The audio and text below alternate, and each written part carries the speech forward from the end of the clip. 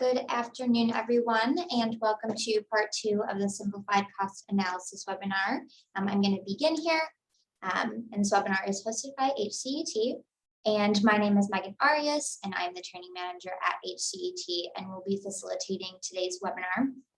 And as a little reminder, just for registration purposes, you can still register for part 3 of this series, and there have been a couple communications sent out for that, and there will be a couple more within the next week. But if you are not receiving those communications or would like to receive those, please email updates@hcet.org and we can get those sent over to you.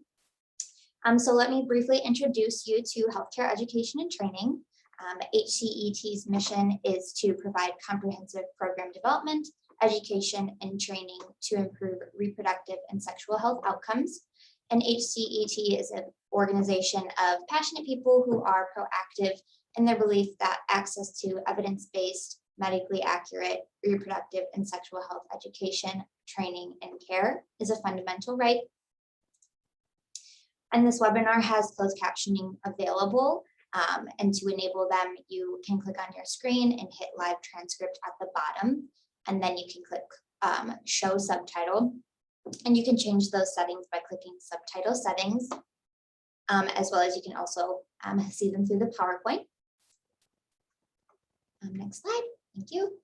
And for more information and to keep up to date with HCET events, please be sure to follow HCET on the various social media platforms and be sure to visit our website. So now I'll quickly review some housekeeping information. A link to complete an event evaluation will be sent out following this webinar through email as well as in the chat. And your feedback is greatly appreciated.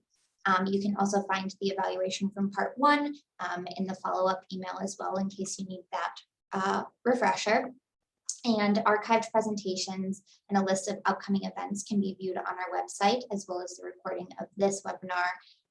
Part 1 and part 3 will all be available through our website. And if you have any technical difficulties during this presentation, please contact updates@hcet.org at the email listed on your screen. And the presenter does not disclose any actual, potential, or perceived conflicts of interest. And to submit a question throughout the presentation, you're going to hover over the bottom for the Q&A box. And to submit a question, you click that open and it should appear on your screen. And you can ask a question at any time during the presentation through Q&A or through chat. Both will be available to see. And through the Q&A, you can send those anonymously if you choose. And we will hold all questions, reading them and answering them until the end of the presentation. So now I'd like to introduce our presenter for today's webinar, Ginger Avery. Ginger Avery has over 25 years of experience in the healthcare industry. Ginger and the RT Welter team perform documentation quality and coding compliance audits, as well as creating and delivering customized clinician and coder trainings.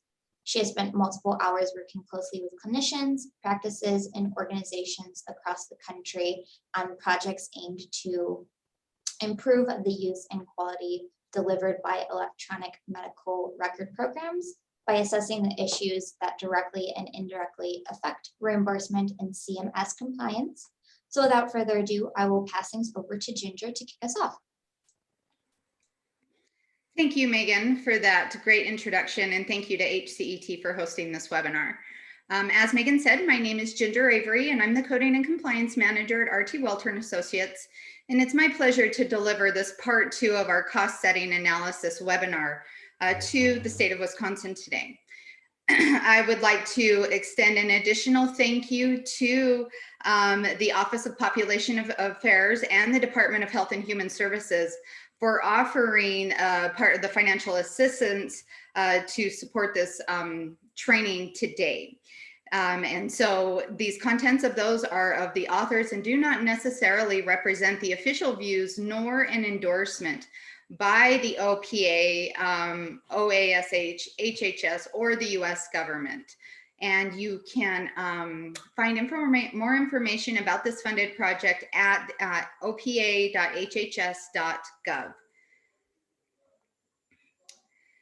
So we're really just going to dive in today, and taking a look at our agenda that you see here. We have a lot of content to go over in this short 1-hour webinar.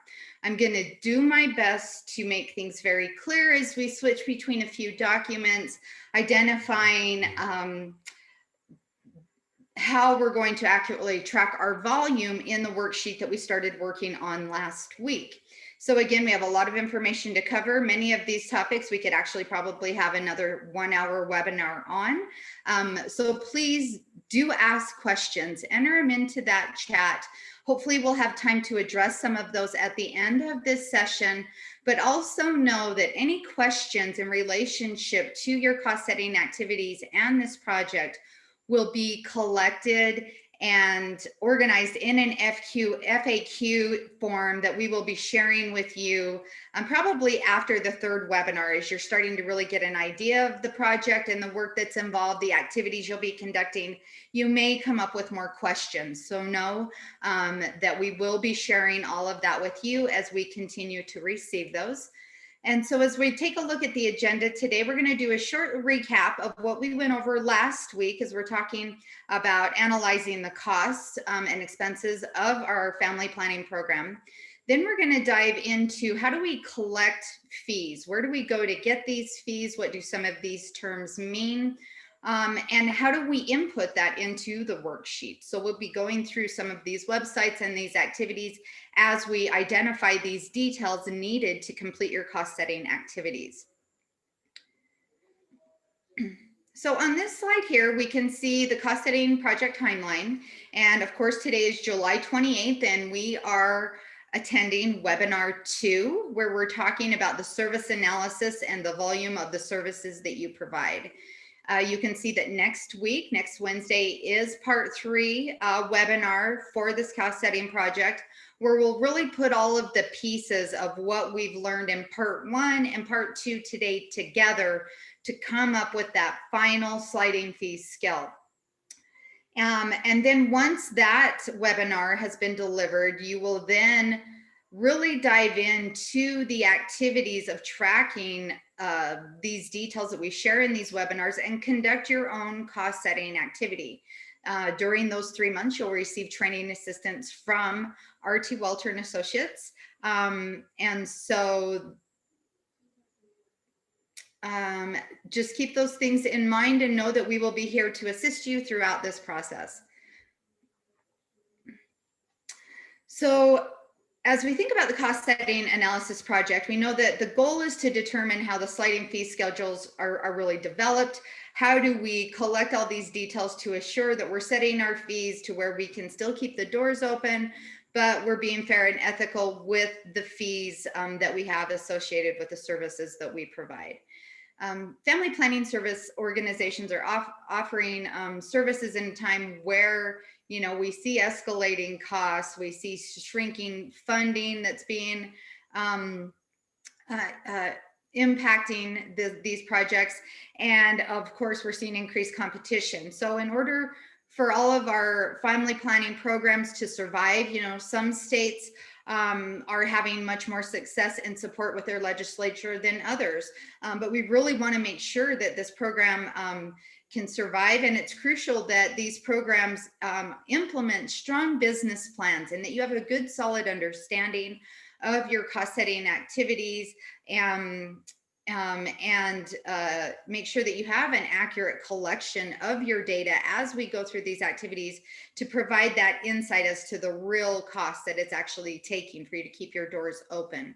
It's important to remember that, you know, only the agencies with sound financial plan and a clear understanding of what these details mean are really going to be the ones that remain financially viable through these changing times that we're seeing in our healthcare industry. On this slide here, we see just a recap of part 1. So last week, we provided to you a fact sheet that covers the schedule of this overall project. I also shared with you an Excel workbook where all of the work and the data that you'll be tracking will be conducted within this workbook. It also includes that summary report where you'll be tracking all of your cost setting activities to identify how you set your fees for this project. So as we go through today's details and we're really analyzing the fees associated with the services that we provide, as well as the volume for those, please feel free to have that workbook open. Follow along in it. I will reference it. Sometimes we'll switch over to it as we talk about where some of this data needs to be entered and what it means. So as we get started today, the first thing that we really need to do is determine the fees for the services that we're providing from a payer standpoint. Where do we start with that? Where do we get those details to really start at the foundation of setting their fees? So we're going to look at a couple of different options, one being with Medicare, the CMS fee schedule, and that's really how we establish the foundations of the workbook. And we're really going to dive into some of the work I've already done in there for you and what that means, but also taking a look at the fees associated with the services that you provide from your state Medicaid provider, as well as considering maybe other commercial payers that you have a higher patient population that they fall under that also may be influencing reimbursement and how we're going to set those fees. So the first thing that I want to look at are some of these fee schedules. Where do we get the foundation of our fees? Where do we get this RVU data that we're talking about? And it really comes from the CMS fee schedule. We can see the link here on this slide. And what I'm going to do is if we click on this link, it's going to take us to this little screenshot that we see here. I have it open and I'm going to go ahead and pull these two sites up for just a moment while we look at some of this data. Now, this is just really for some educational purposes, and I think you'll find some value as we talk about some of the Medicaid information as well. But first, let's take a look at CMS. Now, my hope is that you can see this screen that I've switched over to cms.gov. And you can see here we have a physician fee schedule lookup tool. So here they have it set up to where you can go on to CMS website and pull a CVS Excel file that has all of this data in it that you can go in and search. Or we could also utilize this physician lookup tool where you look things up one code at a time. Sometimes when we're looking at a small sample of data, that is relatively easy to do. Whereas if we're looking at a large amount of data or a multitude of codes, we may want to download that zip file to have the fee schedule in its entirety.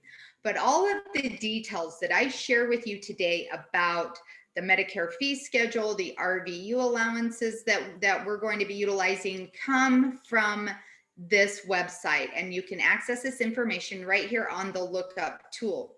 We can also go through here and determine what the geographical price cost index is for the state of Wisconsin. We see that's different for each state, and we'll talk a little bit more about that as we look at how these RVUs are calculated on the spreadsheet, on the workbook spreadsheet, as we're tracking these fees.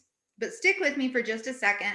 I just want to show you very simply here how we can utilize this physician fee schedule lookup tool to look at some of this data that we'll be putting into our spreadsheet. So very quickly, I'd like to take a look here at the Medicare fee schedule lookup tool.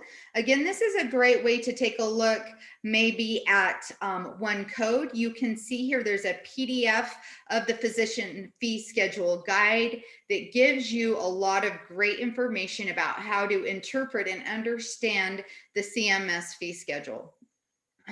So we're going to go ahead and do a little search here. And of course I have to do accept my license agreement here. And I just want to simply display some information, and hopefully this will go as simply as we would like it to. So here we are in the search the physician fee schedule feature. So as we're thinking about these details, remember last week when we were talking about collecting your costs, what 12-month time frame are you going to utilize to collect your costs? We want that to be as realistic as possible to what our future expenditures may be. And we know that the impact of the COVID pandemic has kind of shifted some of those things over the last couple of years. So we talked about either pulling your 2019 cost data or your 2020 cost data, whatever looks best for you in that setting. Now, when we're talking about the fees associated with these services, you want to pull the most recent fees. So when we're pulling fees today, we're looking at 2021 data. What is the most recent allowable for the services that we're providing as we're doing this cost analysis? So that really helps if we have that accurate data to reflect those future predictions. So we can see here, we are pulling our fees from 2021 data, the most current information here. In this next drop down here, I can just get, you know, some breakdown of these of the details of these codes, or I can pick something very specifically. But we're going to go ahead and just stick with all. So it's going to reveal all this data for us. And of course, as we think about a HCPCS code, I'm going to go ahead and just type in a 99213. We're going to go ahead and take a look at a single. We can probably do a range or a list. So if you do have a large group of codes you're trying to obtain Medicare fee schedule data for, you can do that as well. Okay, so do we, want to add any specific modifiers? I'm going to go ahead and leave this to say all modifiers and just leave those filters open. And then of course you could look specifically at your MAC, specifically at your locality, what this does. And I don't want to lose you on this, but what this does is it automatically calculates your GPCI, your geographical pricing cost index. So it's this indicator that says, okay, this is the adjustment for where we reside geographically, because it's different in different states and under different MACs. So stick with me, as I know we're in the state of Wisconsin. I just want the basic Medicare information. And if I know that GPCI formula that I can get from the CMS website here, then that can be plugged into the spreadsheet. So stick with me. Whoops, I'm going to go ahead and say all MACs. I just want to go ahead and search all the fees for this 99213. Let's see what it says on the Medicare website. And hopefully this will just be as user-friendly and streamlined as possible. So we can see we've got our HCPCS code, and then of course we've got our locality. So we've got these different prices for the different locations, but I'm going to go ahead and stay with my line, my top line here, and go from left to right. Let's just look at a couple of things. So this is what it looks like on my Medicare fee schedule. I see the description, the short description of my established level 3 office visit here. I can see the non-facility price is $92.47. And as clinicians, physicians, practitioners, we always look at the non-facility price. We are not the brick and mortar facility. We are the clinicians providing services. So we look at this non-facility price. And then we have, let's see, does this let me scroll over?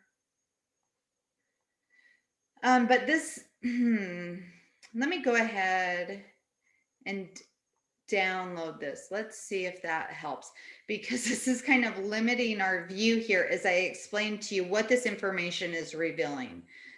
Okay, so here it is. Here we can really see it. We can see, here's that GPCI that comes with your local MAC. So if we pull up the state of Wisconsin, then we should be able to see all of that information individually. Stick with me. Let me try that. That might be a little bit better visual for us as we are trying to wrap our head around this. So let's see. Let's go ahead and just simplify this process for you.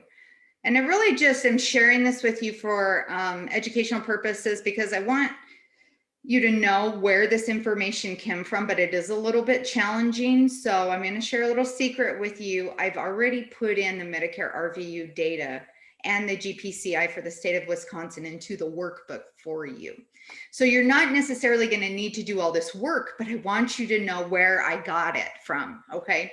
So you can see here now I've changed it to just my locality. So just Wisconsin. So this is a lot more user friendly to look at. So you can see here's my locality indicator. Okay, here's my non-facility price. As we move over, I can see my GPCI work that's here. So this breaks down the RVUs. I'm going to explain that in a couple of slides. But you know, really it's the work RVUs, the practice expenses, and your malpractice insurance. And that's how the RVUs are kind of broken down. So we can see here the total RVUs, and this information, you know, just all comes from this fee schedule. Let me get over here.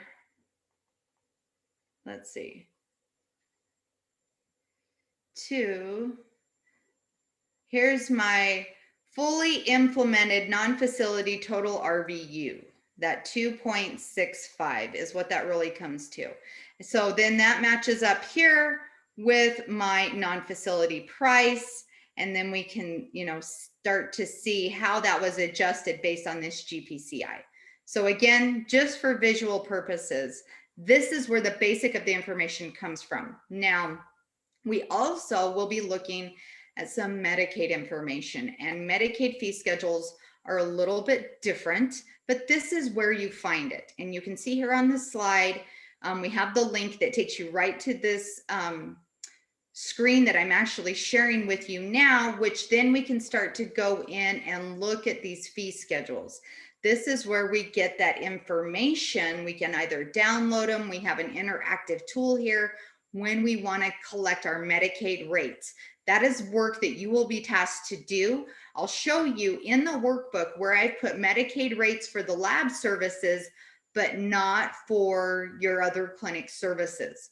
So you will need to go into Forward Health and look those up accordingly. So please keep that in mind. And again, reach out if you have any questions, but this is where you would access that. Now, if I went in, let's look at just another little drill down before we switch over to the next slide. But you can see that I went in here to look at all the fee schedules, and there's a lot of information here in Forward Health. So you want to make sure that you're looking at the right fee schedule to begin with. As we you know, think about these things, we do have the Wisconsin Well Woman program here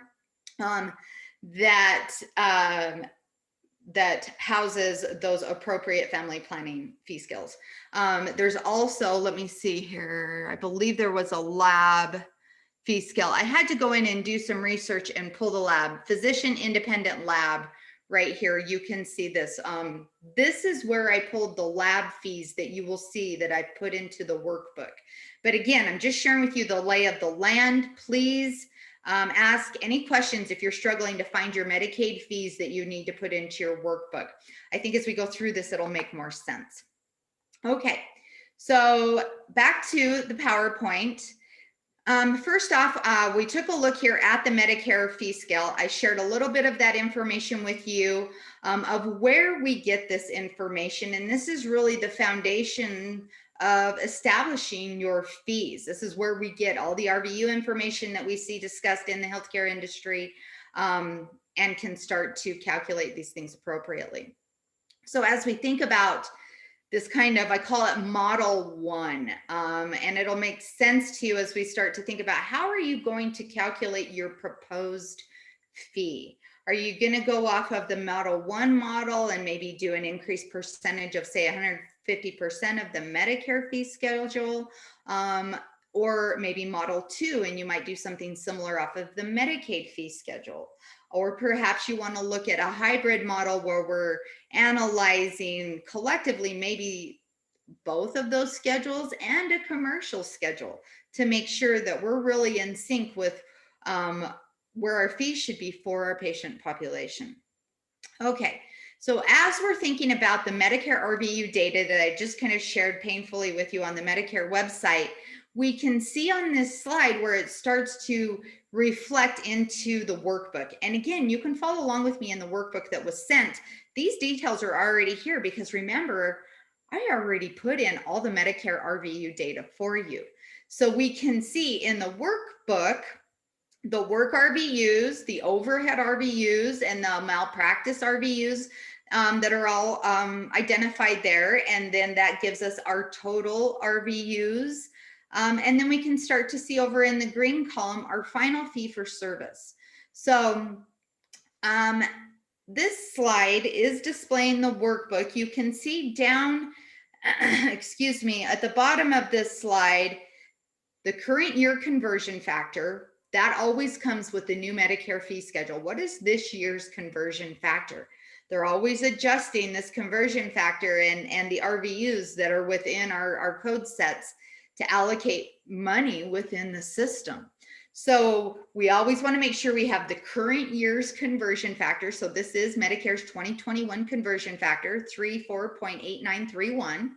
And then we want to make sure that we have your current geographic price cost index adjustment in here for the state of Wisconsin. So you can see here, we have that information calculated into the workbook.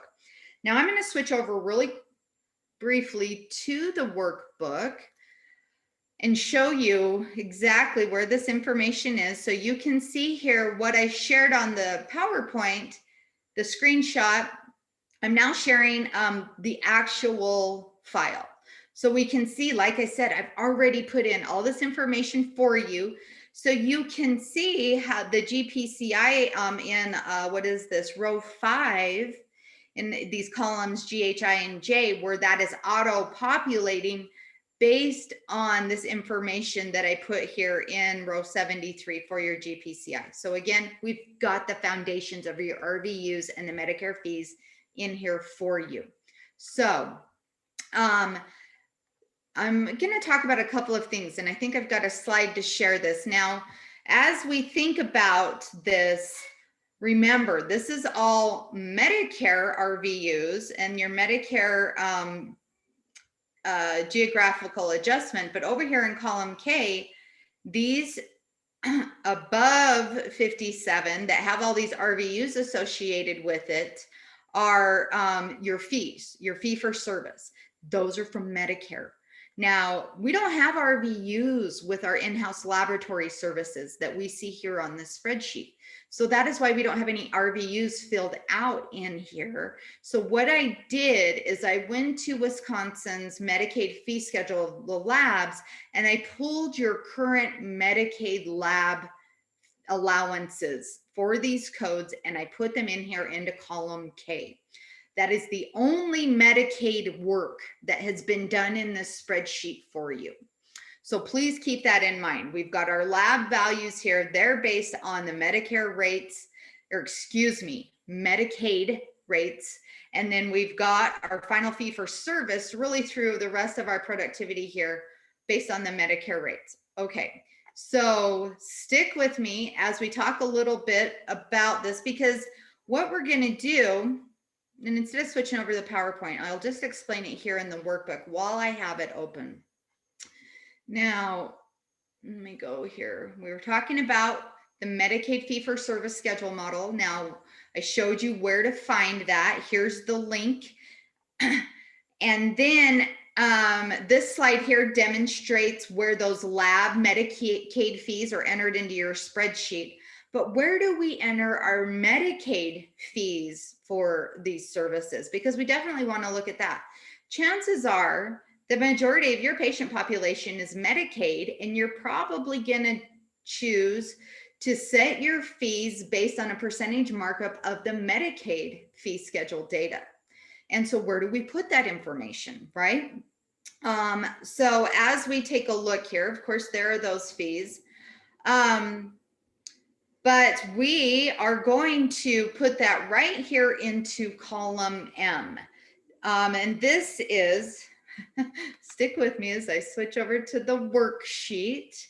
Column M for our Medicaid reimbursement is really where you want to put that information for the services that you provide. So of course, you don't want to go in and look at the Medicaid fees for any services that you don't provide. So I recommend gathering your Medicaid fees for the services you provide after you put in your production, so that you're only looking at Medicaid services that you provide. Okay, so stick with me as we think about that. But Medicaid information goes on your clinical worksheet in column M. Okay, so once you get to that Medicaid fee schedule, you'll want to put those fees in column M. Now, as we're looking here at this worksheet, look at column N. N is in Nancy. If you are considering any other payers, if you have contracts with some third-party payers, maybe you have a lot of patients that fall under Anthem Blue Cross Blue Shield, or perhaps under United Healthcare, that you want to be considering this reimbursement, and chances are that's probably your fees for that are maybe a little bit higher, they should be, than your Medicaid or your Medicare. So think about who your top commercial payer is, who you're contracted with, and what those rates are for your reimbursement here. If you want to consider that into your cost setting methodology, maybe you do have a lot of patients at Blue Cross Blue Shield of Montana, or excuse me, of Wisconsin, but you know, you're not sure, maybe your fees have been set at the Medicaid rate and you're undervaluing the reimbursement from that payer. So as we analyze all these details and you put in what's relevant to you, some of you might not have any third-party reimbursement details here in column N because you don't contract with any, you know, commercial payers, but some of you may. But know that this is where that information goes as you start to consider these details that will impact your proposed fee in column L. Okay, so let me see here. Let's switch over. I already talked about a little bit about what I was referring to as model 3, those hybrid considerations. Now, as we start to get the details into the worksheet, your fees, and of course, we're still going to talk about volume, then you'll start to wrap your head about all of these details that I have specific to our clinic, and how can I use this information to accurately set our future fees, and you know, what do I want that proposed fee column L to look like in my workbook. Okay, so here we've talked a little bit about that other fee schedule data. If you do have some third-party reimbursement, some contracts with those payers, this is a great spot to put that. I had one client where they had a couple of commercial payers that were really a priority to them, and their third-party reimbursement, their fee schedule for that was relatively similar. And they took averages of that to include with their third-party reimbursement and used that data in conjunction with the Medicare and Medicaid rates to then appropriately adjust their new proposed fees. So basically what my point is you have a lot of freedom considering the specific details that your structure falls under. What kind of contracts do you have? Where is your patient population really falling? Do you want to pursue commercial contracts or a certain patient population? We definitely want to be thinking about those things specifically to your organization as we're analyzing this data and what it means and how it can be helpful for us in this process. Okay, I hope that makes good sense. I'm going to pause for just a moment to see if I have any specific questions that need responded to right now.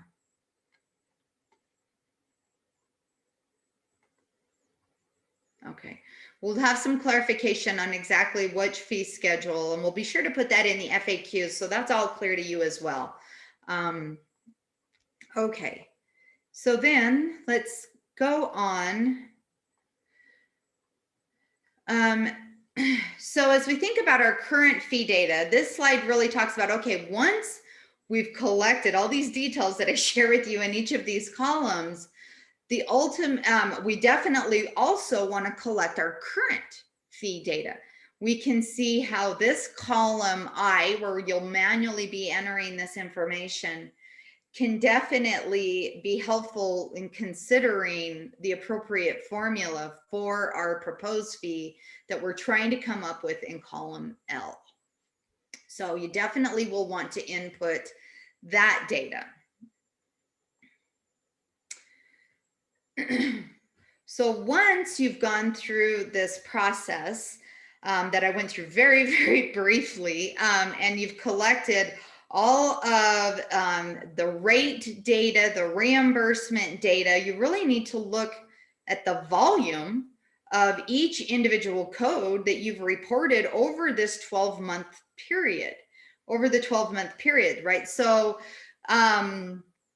we're going to be looking at the volume of those services for that cost setting timeframe. So if you're determined that you were going to look at your cost data for 2019, then it may be better to look at your productivity for that data as well. So you want your productivity sample to match up with your cost as far as the date time range. The only thing that's going to be different are your fees. We want all the current fees with 2021 data, but we're using this historical data to calculate our proposed future fees.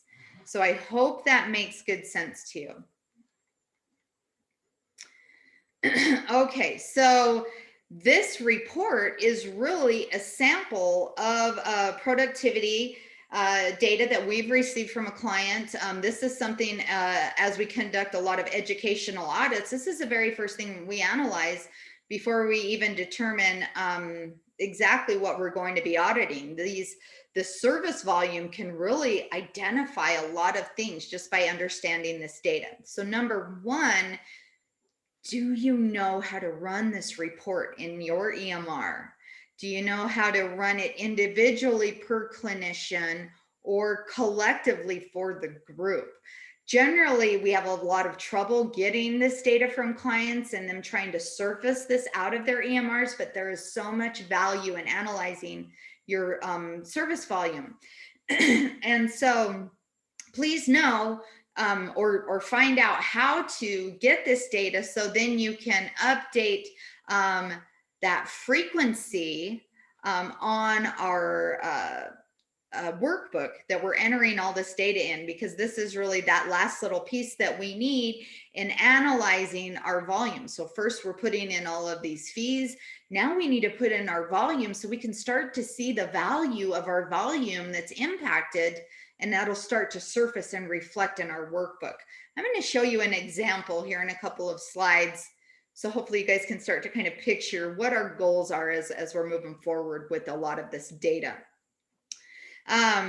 But know that your productivity, your service volume report should include all CPT and HCPCS codes for the services that were provided for that said 12-month time frame. Okay, so be sure to include all services for your family planning Title 10 program. Make sure that if you have other lines of service that you're not pulling those into this reporting. Remember, this is all in relationship to our family planning program. So again, many EMRs have these reporting capabilities, but a lot of them go by different names. So just be sure to go in there and explore your options if you're not familiar with how to report this, and assure that you can get some good solid details to support what we're trying to do here. So as we think about this service volume data, we're back to the worksheet, right? And again, all of this utilization, how often did you provide this service, is going to go right here into column C. So I'm going to switch back over to the workbook so we can look at a live workbook. So in column C here, oh brother, sorry. In column C here, you can see in the workbook, we see that CPT code here, and then we can start to input the volume. How often did you provide this service? Now, in this particular workbook that I don't have any cost report data. I don't have any data in here just yet. So it's not going to start to calculate it appropriately. But once you get your service data, you've put in your cost expenses, and you have all your fees in there, you start to put in your service utilization, you're really going to start to see these details surface and what we can do with this information. So let me share with you an example. I've got one here. Is this it? No. Okay. This is a completed cost setting workbook with sample data in it. So we can see here, as we look at option A, this particular client chose to do a cost pool calculation. So they went in here and calculated their total expenses, put in all these good details of what we went over in part 1 of our series. And you can see as we look over here, we start to look at the procedures, the RVU data. This is not Wisconsin data, but it is completed data. And you can see how this starts to look. This client, oh, they're also doing PHQ screenings, which aren't included in these other common codes listed here. So if anything shows up on your productivity report that is not on these common codes that are listed on, this tab 5, you can add those into your additional services down here in lines 57 through 66. Now, if that is done, you can see obviously you're going to need to go in and enter your RVU data from Medicare, but if you only have a little handful of these, that should be relatively simple. But don't forget that piece if you have additional services that you want to add. So, okay, so now, as you can see, this client went through and completed all of this data. And then we can see here some service utilization data and how this is going to start to look. We can see the frequency of how often this service was provided and how that translates into this is actually fee for service data. I changed that on your workbook to have a better description. RVS value is a little confusing, but this is the fee. So we start to see the value that's associated with the services that are being provided. As we look down here, for example, into some of our office visit codes, you can see the fee for our service here is $75.08 for this 99202. Okay, so let's see if we can make sense of this data. I can see that our current fee setup here is $115. Now, with all of this data that is collected in here from my costs and everything, it's actually telling me that in order to provide this service, it costs $180 based on all of the details that you put in here. So I look at this current fee and I think, I wonder if we need to make some adjustments. But, perhaps we might see some differences in some of these where it's on the other side of the fence. I'm trying to find an example of that where our fee may be more than what the service cost is. We can also see here in column G, this is just really showing us what some of this information will surface once you put in these details I've shared. But you can see that it's calculating this average cost for service unit. And really your target should be within this target range of 0.85 to 1.25 of our average cost. But we can see here, we're undervaluing stuff a little bit more. What are the types of things that impact this? Well, of course, it's our current fees, but definitely our service volume can impact these things. Let me show you an example of this. So this comes to a very, very important point that I do not want anyone to miss in this training, that is we really want to make sure that we are accurately capturing the true services that are being provided to the patients, regardless of reimbursement. I don't care if you're in a single rate reimbursement setting, document what you do, code what you document.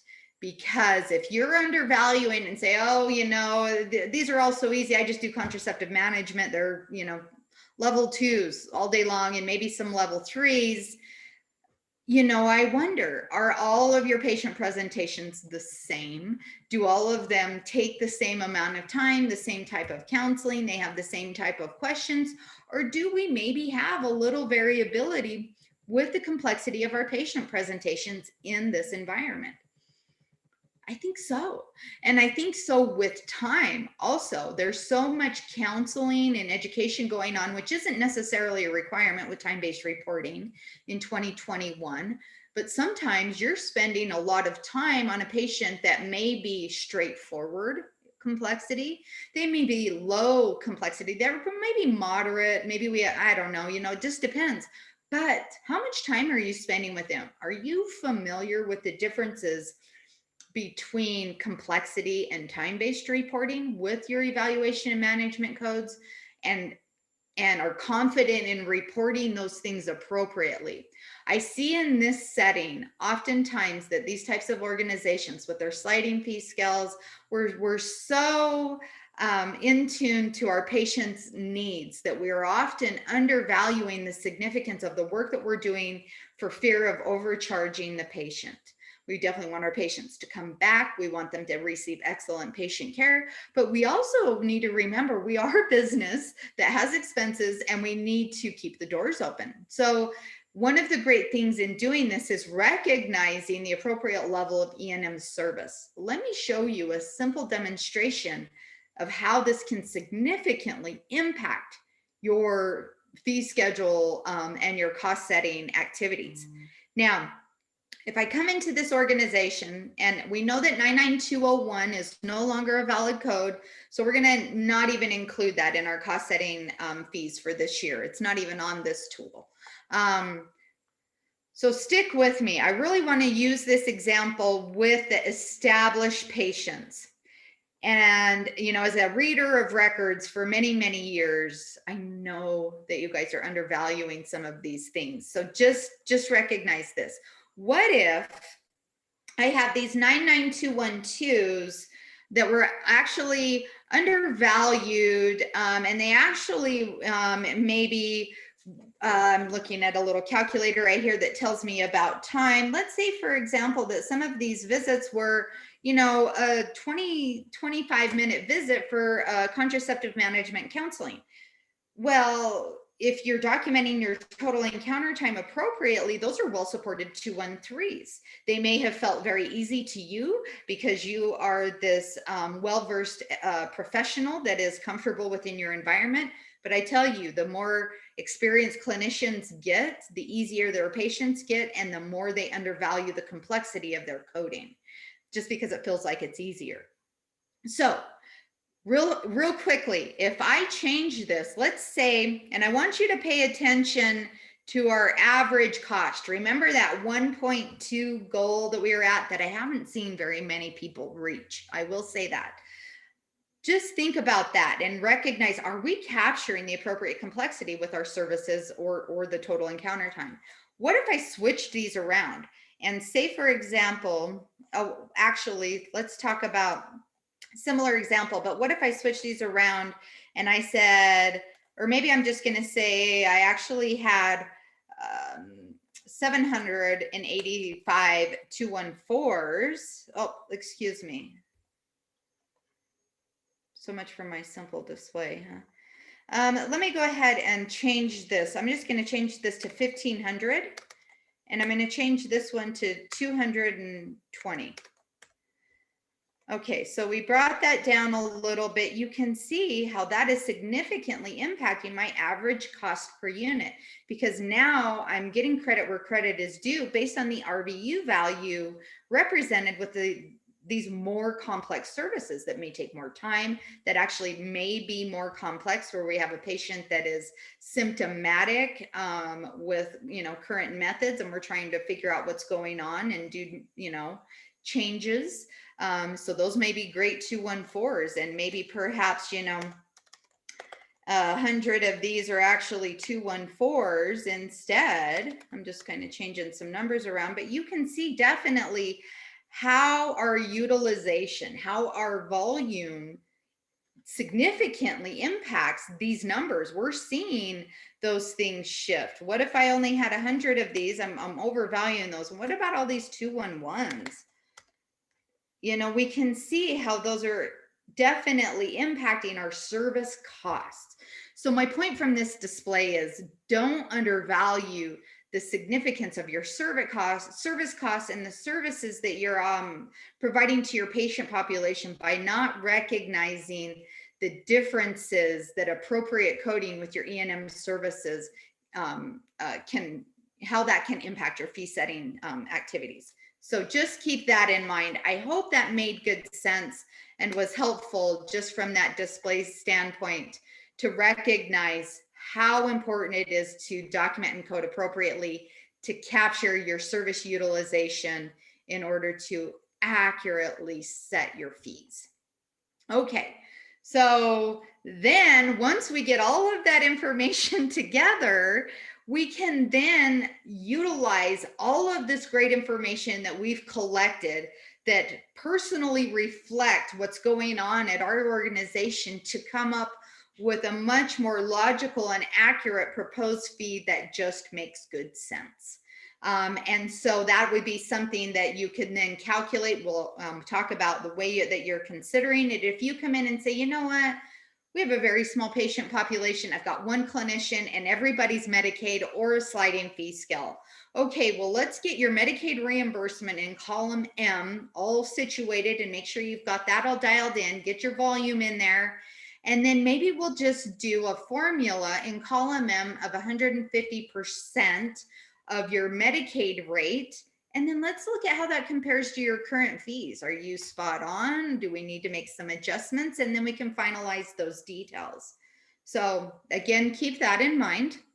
And then of course, it's definitely going to be based on the model that you choose, again, with your population. But we can definitely see how these activities and these details, this data, impact our cost setting activities each and every year. The the conversion factor changes, which impacts our RVUs that are associated. It may be impacted geographically speaking on what's going on there. This is a great activity to do on an annual basis to assure that you have got your fees set, in a happy place, to assure that you're being fair and ethical with all that you're doing, but you're bringing in that revenue to pay the bills. So again, great information to negotiate with those third-party payers. If those are considerations, we'll definitely take a look at that information. And these are details that can be analyzed during your one-on-one trainings that we're providing to you while you're doing your cost setting activities over the next 3 months. So keep that in mind. I want you to know that you're not alone. We've tried to help you with some of this information. And as you go through these activities, know that we're here to support you. So today we've gone over part 3 and 4 that we see here on the slide about collecting that relative value and the fees associated with the services that you're providing, and then also collecting that utilization data and getting that input into the spreadsheet.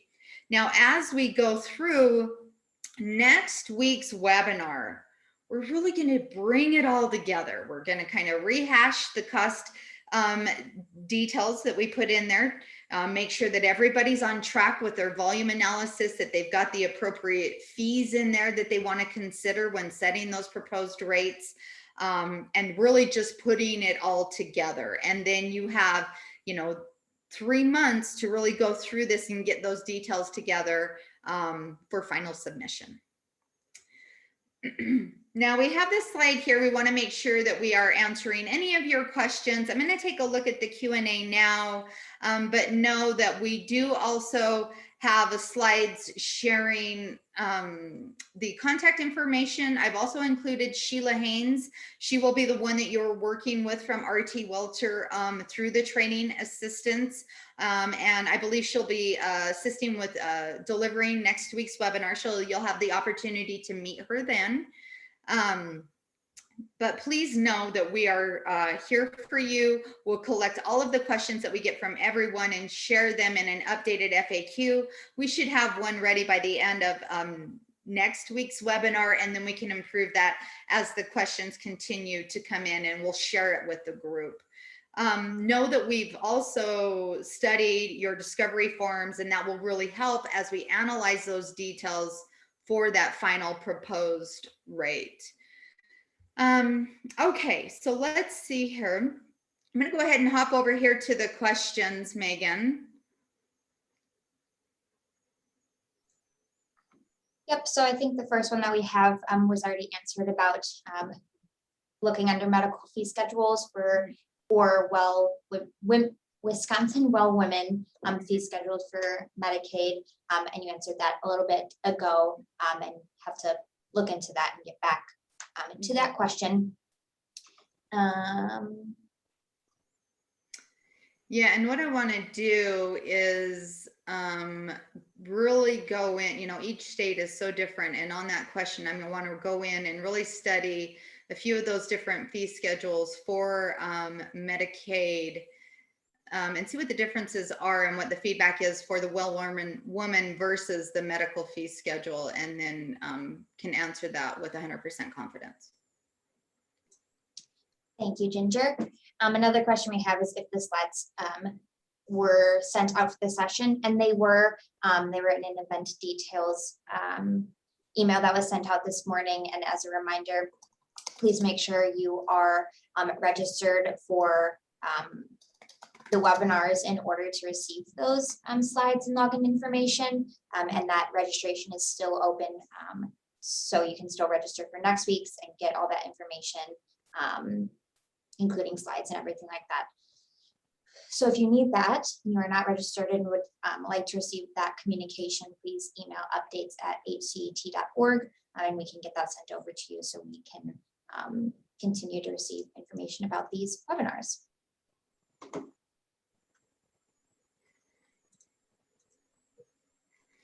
Great, thank you, Megan. I've also included a lot of different links here. These were some from last week's session, as well as the links to get you to the websites for the fee schedules. So again, you can definitely get down rabbit holes with some of this data. So please don't hesitate to reach out with any questions. I did reply to Catherine's response about the Medicaid Wisconsin fee schedule, which I believe to be true, but again, we will confirm that and get it in writing to assure we're all on the same page. Thank you, Ginger. And as we have 3 more minutes left, if you have questions, please submit them. Like Ginger said, they will be put into an FAQ, and she can go back and make sure that they are answered appropriately. And I'll give it another couple of minutes for folks to submit their questions. And then while you are doing that, please look out for an email following this webinar, which will include the evaluation for this webinar as well as webinar 1. And later this week, you should receive a registration reminder if you have not registered for part 3. If you are at this one and you registered for this one, you should be registered for part 3. And if you're not, you'll just get that registration reminder later this week. And looks like we have one more question. Can nurses bill for visit codes other than 99211 and 99212 for established patients? I see that question there, and I think I will answer it partially. So nurse visits are a 99211, and for established patients. And we do have a 99211 fact sheet from RT Welter that might be helpful to provide for you. So I think that we'll include that in part of this project. But there may be some other procedural services that an RN is allowed to do. But as far as E&M goes, it is a 99211 only. And so I will look through some of the minor procedures to confirm whether or not I am thinking about like some expert services and different things that they may be allowed to bill. So I will get those details out to you in writing. All right, and that looks like our last question that we have for today. Again, to submit a question, you can always email myself, Ginger, or the other contacts that are on this webinar. And thank you, Ginger, for a great part 2 of this webinar series. And I will see everyone next week at the same time, 12 to 1 Central Time. And with that being said, have a great rest of your day. Thank you, Megan. Have a great day, everyone.